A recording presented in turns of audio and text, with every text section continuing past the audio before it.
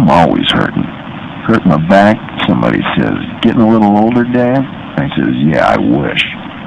I've hurt since day one. Not 3 days in my life have gone by in professional music for 20 years that I didn't have a toe that was screwing around with me, a knee that was ungrateful, or a backache that threatened catastrophe. It gets very quiet at that moment. You're inside your knee, and you go, fuck you, knee. I worked with you all these seasons. Here we are on stage, and you give up on me? Knee says, no, man, you just did 14 nights in a row. I'm going home. And I go, fuck you. I have Motrin. I know the floorboards of every major arena, stadium, and venue in the free world, from bending over to stretch and stare at the floor for hours at a time before every show. My feet hurt constantly. I would sit in the doorway of the tour bus and we wouldn't have any water, so Big Ed, my assistant, would pour Perrier on my feet and I'd patch up all the blisters. Now, I know my engine inside and out. Not to say I don't floor it and drive right off into the hay on more than a frequent occasion. More about that later. But for showtime, you can't eat 6 to 7 hours in advance, which usually means by 2:30 in the afternoon. You're dangerously low in blood sugar, so you balance that out with some amino acids. Watch the smoking, warm up, do scales in the bathroom, took a lot of singing lessons. Didn't really assist in my sound, but I never lost what I got, and on and on and on. It's like being the trainer for Secretariat. I would always push myself to the point of major exhaustion.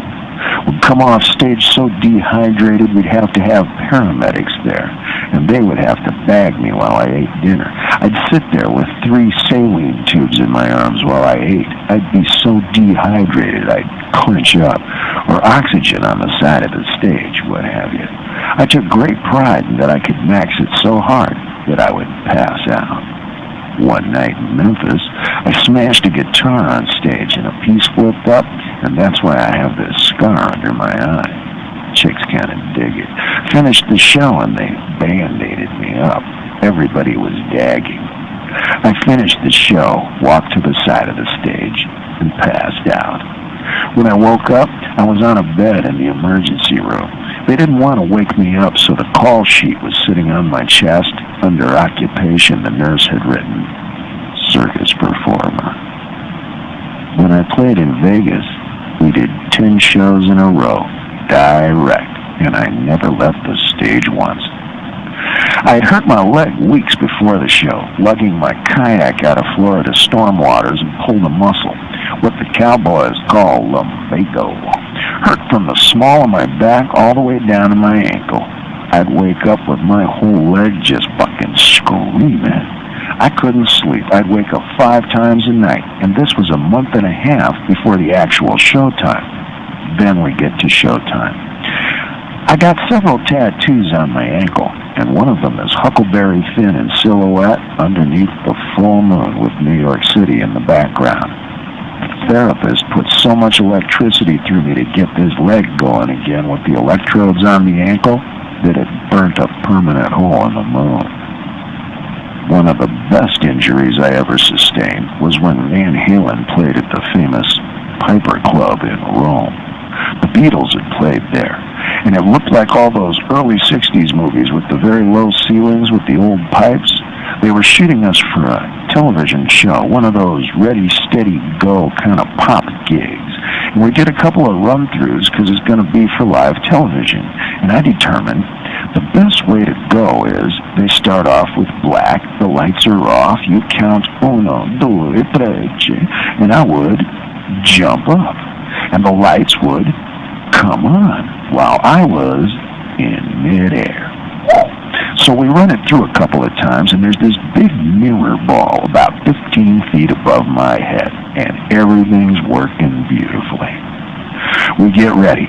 Gonna shoot it for real now. The stage is pitch black. We're waiting for live feed, so it's 38 seconds in the dark, and nobody tells me that they're lowering the mirror ball until it's like 7 feet off the deck.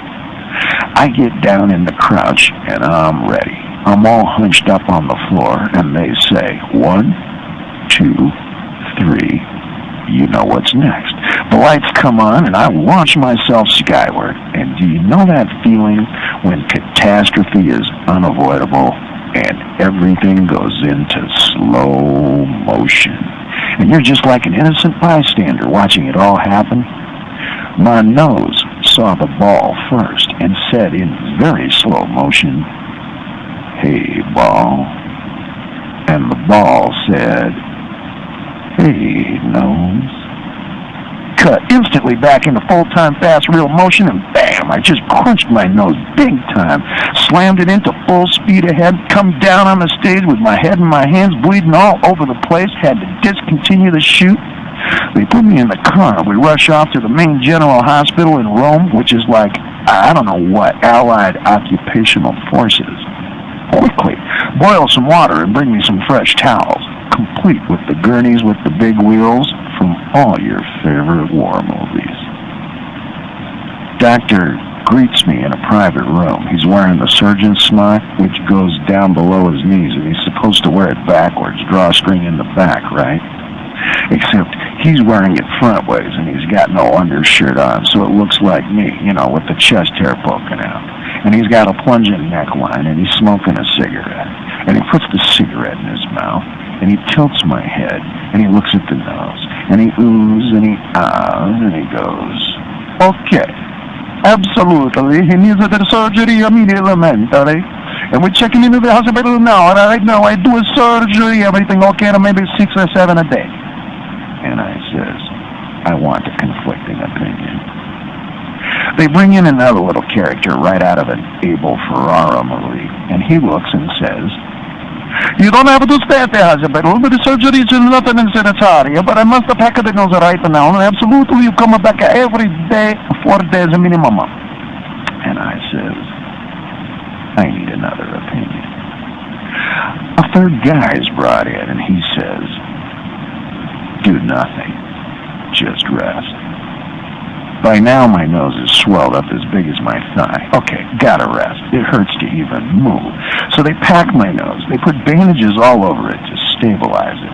And we're due to play what's called the Pink Pop Festival in Holland. It's about 65,000 people, I figure, just close friends. Oh, man, I think we've got to cancel the Pink Pop Festival next week, and I'm hurting bad. Okay, downtime, everybody's off. Gigs canceled. Everybody goes their own way for a week. I get on a plane with Big Ed, and we head back to L.A. By now, the swelling's gone down a little. It hurts, but I'm used to that, and it's not long before we're roller skating down Hermosa Beach. Well, actually, I'm working out. See, there's this awesome blonde who's got to be all of 17 that I would drag around. She would hang on to my sweater tied around my waist, and I would do the roller skating. Gotta stay in condition. And I turned to Big Ed in the middle of a sunny afternoon 2 days later, and I says, "How's my nose look?" "Looks okay to me." I don't stop to think. Ed used to play semi-pro ball, and his nose goes from 9 o'clock to 3 o'clock, depending on which side of his head you're standing near. I says, "Great. What's the last possible moment we could call our manager, who's staying at the Sunset Marquis in Hollywood, and still catch the last possible plane to make a Pink Pop Festival?" And Big Ed says 4 o'clock. And I said, "What time is it?" "It's about 3. And I said, "Great. Let me know when an hour's up." At precisely 4 o'clock, we roller skated up to a phone booth, called the manager, and said, "We can make it."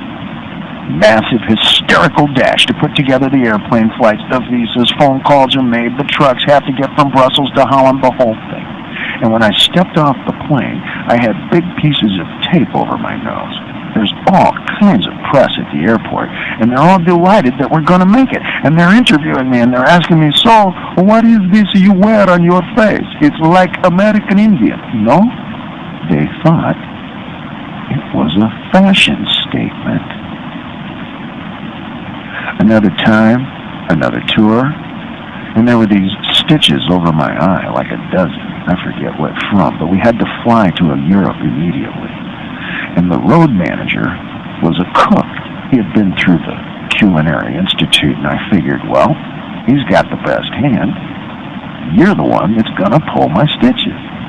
There was no doctor to do it, and it was time. It had been 10 days, and we were en route, as usual. We were going to meet the press getting off the airplane, and I said to him, Steve, you're the one. You got to do my stitches. And he said, great. We got to sterilize the wound area. He's a cook. What else is he going to use but vodka? He treated the wound carefully, pulled out the stitches at 32,000 feet, somewhere over the Atlantic Ocean.